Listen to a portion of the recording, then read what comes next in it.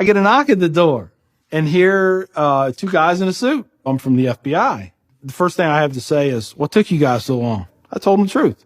I was going to make my own IED, and I was going to set across the Islamic Center over in a bank's parking lot, and I was going to dial it in and just watch the show.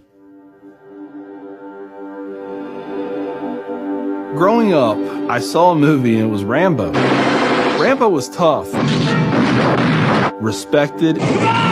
He had intestinal fortitude. I said, that's what I want to do. I went off and joined the Marine Corp. I wanted the action. The first time I got shot at, I remember looking at my watch and I says, man, this time last year I was in English class. I fought several times in the Middle East, Desert Shield, Desert Storm, South America, Philippines, Somalia. I think the worst things that I have seen is dead children. I had to suck it up. I had to be there for my guys. Each one of those teardrops stands for a confirmed kill. I stopped adding after 26.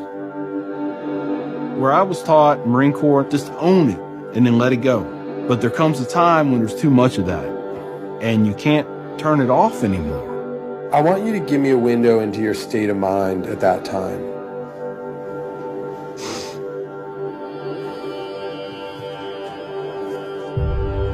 One time, my wife and I went to a DSW, and I saw in the distance these two women in black burqas in my store.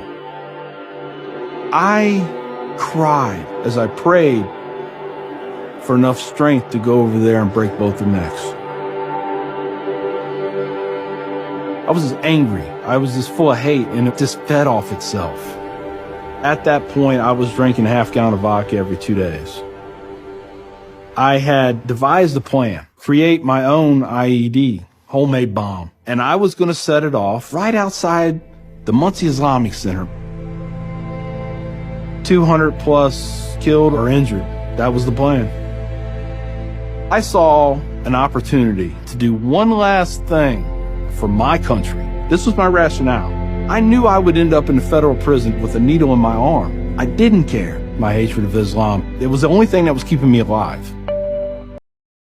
She said she had scarves on her, and she had a dress all the way down to her feet, and you couldn't see her on nothing but her eyeballs. At that point, I snapped. Started spewing things out of my mouth that should never be said in front of children or anything.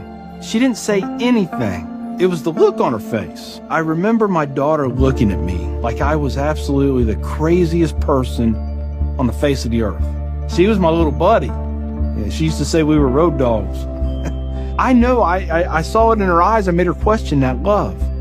And that's when a light bulb came on. I decided to give the people of this community one more chance. So I went to the Islamic Center, see a gentleman in the shoe room taking off his shoes. He looks at me and he smiles. He said, can I help you? And I said, yeah, I want you to teach me about Islam. So he went and he gave me a Quran. Read this. Come back when you have questions. So I did. And I would see things in the book. I'd be like, there it is. I got them right there. Explain that to me. And they would. This was a kind of awakening.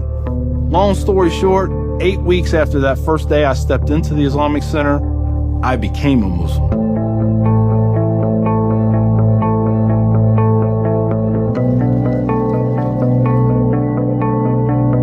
I'm a Muslim, a veteran, and a proud American.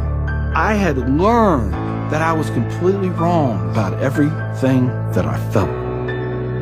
You know, Judaism had a message, Christianity had a message, Islam had a message. Funny thing is, though, it was the same message. It was about peace, and it was about love.